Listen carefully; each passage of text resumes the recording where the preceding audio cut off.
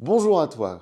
Quand on parle de pendule et qu'on commence à l'utiliser, souvent on se jette sur les questions qu'on considère les plus importantes, celles qui nous préoccupent le plus. Eh bien, en fait, c'est une erreur. Finalement, dans la pratique, quand on commence à utiliser le pendule, on va d'abord commencer à utiliser sur des questions simples, des questions faciles, pour, à force de s'entraîner, pour finir par les questions les plus difficiles, celles qui nous touchent le plus.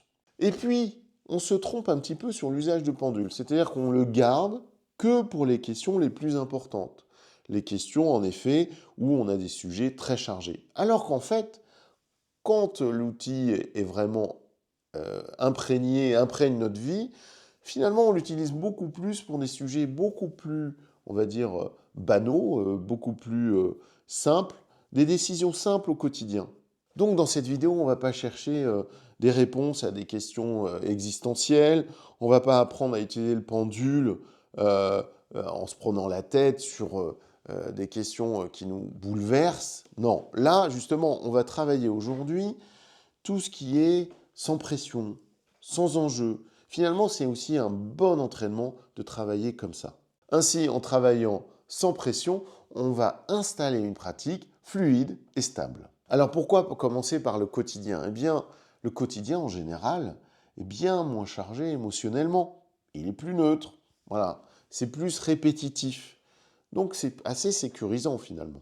Le quotidien, c'est idéal pour s'entraîner. C'est idéal pour affiner son ressenti et pour observer ses propres biais. Plus les questions sont chargées, plus on est dans nos attentes, plus on est dans nos peurs, plus nos envies influencent nos réponses.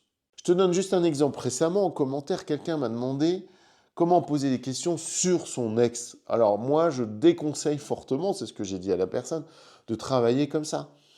Parce que tout simplement, ça nous touche. Alors évidemment, si on a une question très importante, et souvent c'est des questions importantes, hein, sur nos proches, sur nos relations amoureuses, sur notre relation à l'argent par exemple, sur notre relation au travail, c'est les questions les plus courantes par rapport à nos enfants, tout ça c'est ce qui nous touche le plus. On ne va pas commencer comme ça, on ne va pas commencer par ça, on va plutôt commencer par des questions plus faciles.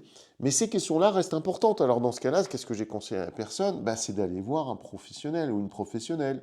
Voilà, quelqu'un qui est radiesthésiste ou qui est médium, qui est voyant, ce qu'on veut, et qui va utiliser les tarots, ce qu'on veut, mais qui va avoir ses outils et surtout qui va être neutre au niveau émotionnel et qui va pouvoir avoir une connexion vraiment bonne connexion pour pouvoir répondre au mieux à la personne, pour la personne, qui est une question qui est légitime de poser des questions sur son ex. Alors, ça dépend quel type de question, on est d'accord, ce n'est pas le sujet du moment.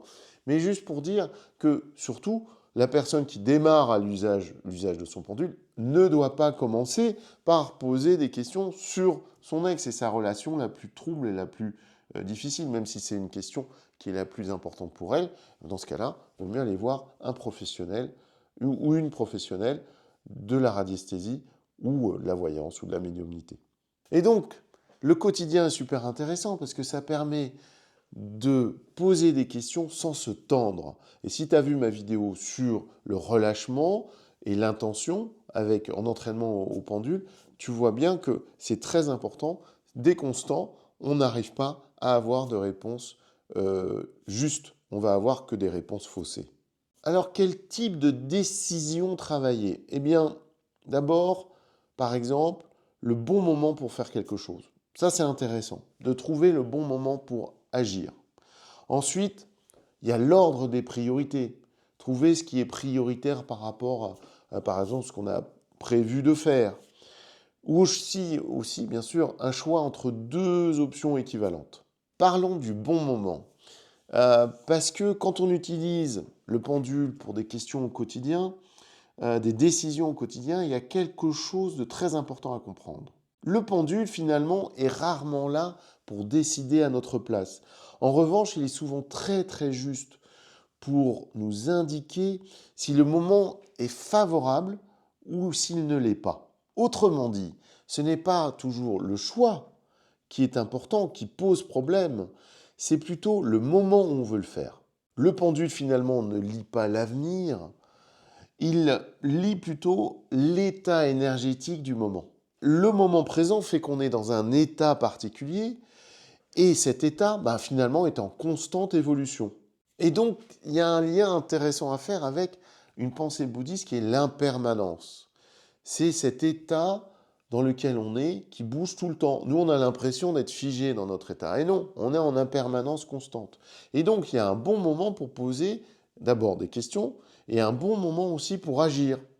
Et donc, tu vas utiliser ton pendule peut-être plus pour savoir si c'est le bon moment pour faire quelque chose, plutôt que de savoir si tu dois le faire ou non. Je te donne quelques exemples de questions. Par exemple, si tu te poses, est-ce que je dois accepter ce travail ou non? Ça, c'est une question vraiment qui te touche profondément. Est-ce que je dois prendre cette décision? Ça fout la pression quand même, hein. Est-ce que ce choix est bon pour moi? Ça, c'est typiquement ces questions qui sont souvent très chargées émotionnellement. On a déjà une envie, on a une peur, on a une attente. Alors, naturellement, le pendule, il peut répondre, et il va te répondre. Mais il y a quand même un doute. C'est-à-dire, il y a une forte probabilité que ton pendule soit influencé par tes désirs et tes émotions. Du coup, peut-être que c'est plus juste de poser la question plutôt comme ça. Est-ce que c'est le bon moment pour prendre cette décision? Voilà. Est-ce que c'est juste d'agir maintenant? Alors, il y a une phrase que j'aime beaucoup. Est-ce que c'est dans mon intérêt d'agir?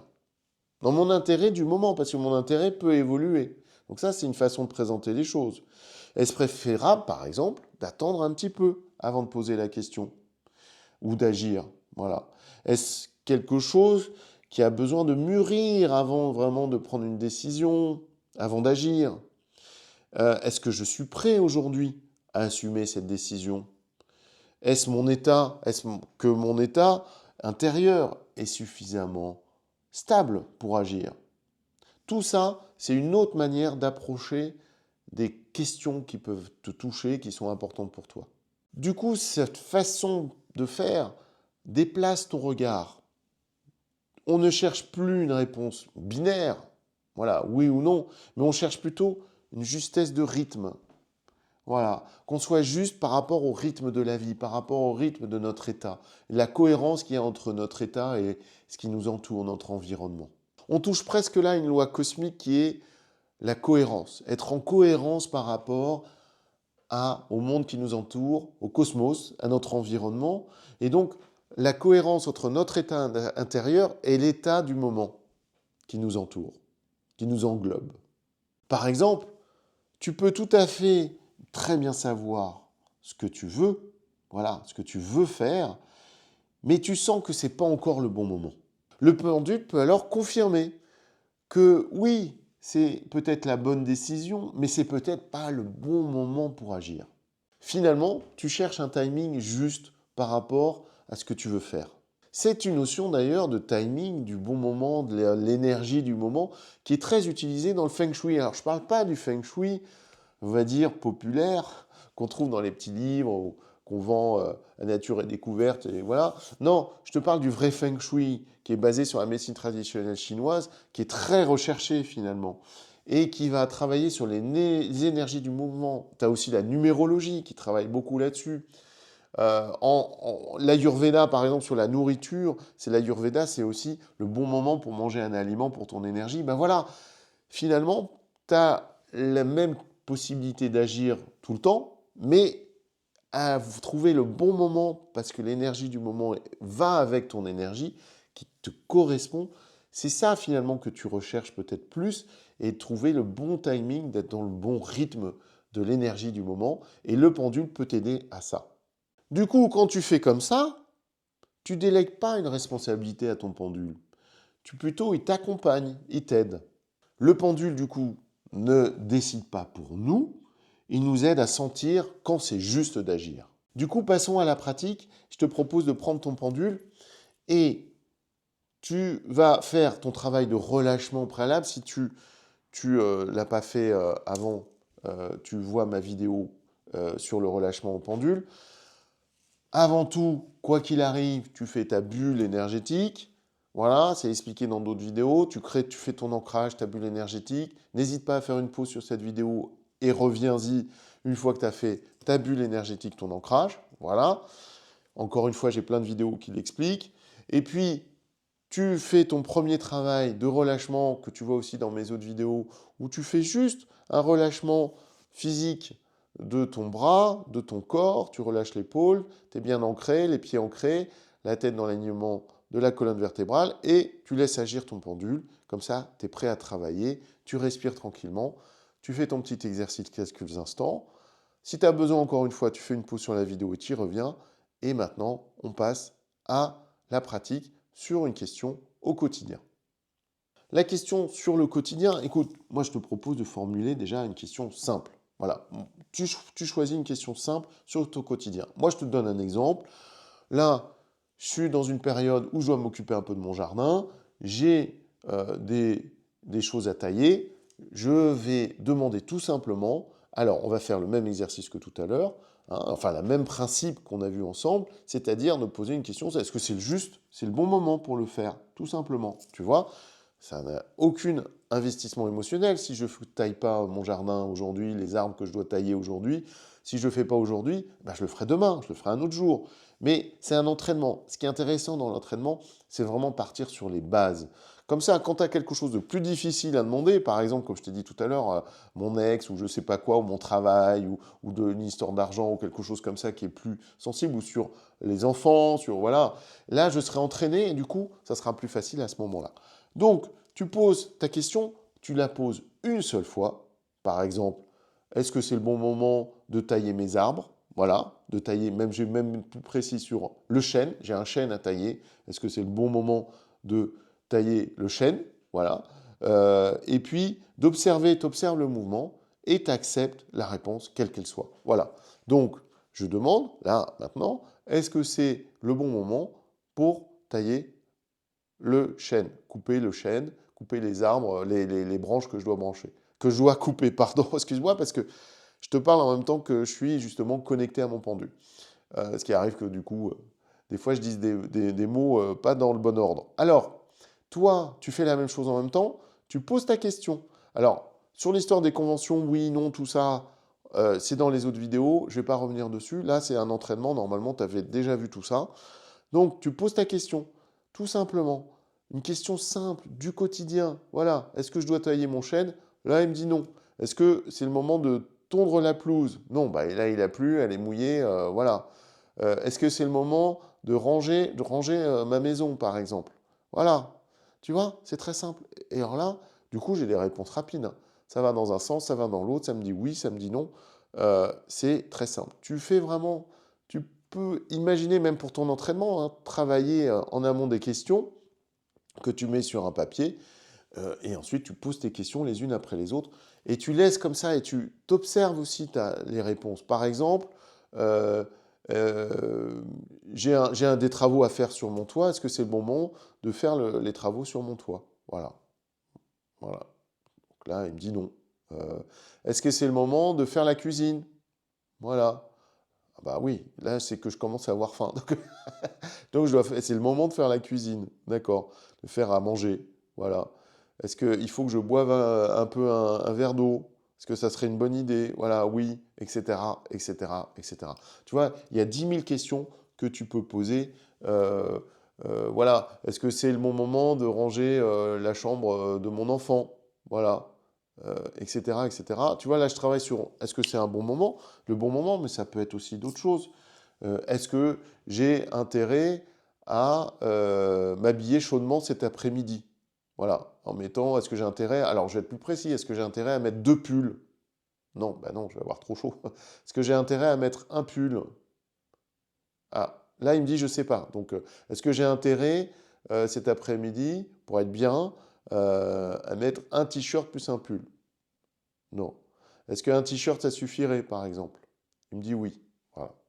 Donc je ne vais pas avoir trop froid cet après-midi, etc., etc. On peut en trouver une tonne de questions comme ça. Et comme tu vois, c'est le principe, enfin, de travailler, ce qui est important, c'est de travailler les principes, le relâchement, et puis que ça soit fluide. Voilà. Ce qui fait que quand tu as une question sur est-ce que mon ex, nanana, parce qu'à un moment, tu vas de toute façon te poser la question. Tout le monde l'utilise aussi. Il ne faut pas non plus raconter des histoires. On raconte aussi, bon, est-ce que mon business, il va aller bien? Est-ce que ma relation d'argent avec telle personne, tel contrat, est-ce que mon travail, est-ce que je vais être viré? Est-ce que je vais changer de poste? Est-ce que on se pose tous ces questions-là? Faut être honnête. Mais c'est les plus difficiles.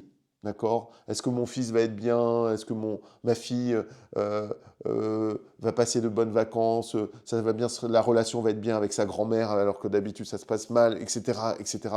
J'invente évidemment toutes ces questions. C'est des questions les plus difficiles, les plus sensibles. Donc poser des questions, s'entraîner comme ça avec des questions aussi simples que est-ce que je dois tondre la pelouse ou pas? Est-ce que c'est dans mon intérêt de tondre la pelouse en ce moment? Est-ce que c'est le bon moment, etc.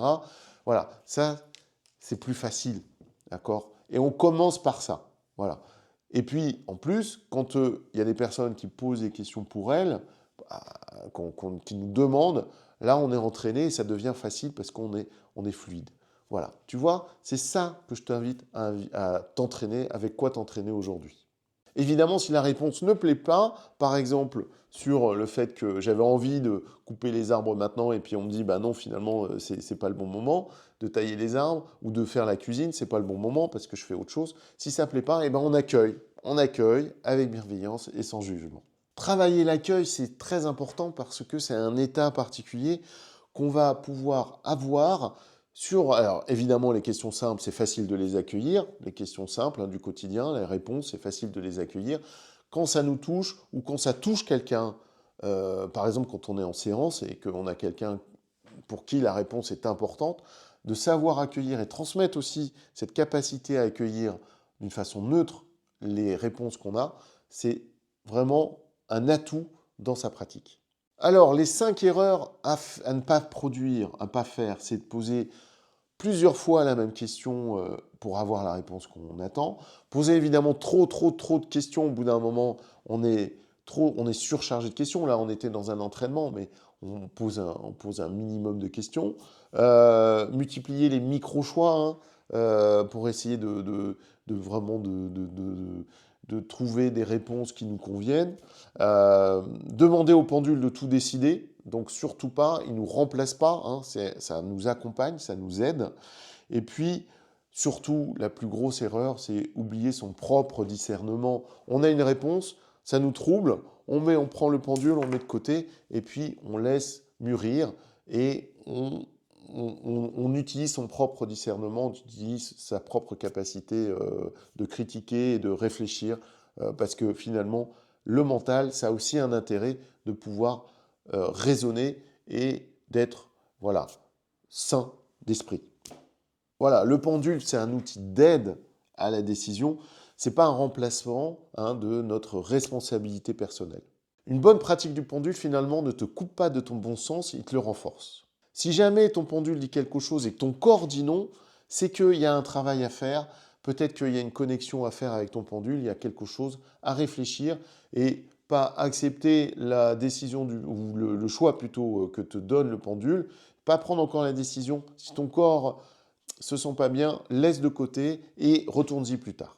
Voilà, tu vois, utiliser le pendule au quotidien, c'est finalement chercher la fluidité, la stabilité, et c'est vraiment une habitude à avoir qui devient, pour la suite, qui devient du coup un accompagnement, un outil pour ta vie de tous les jours.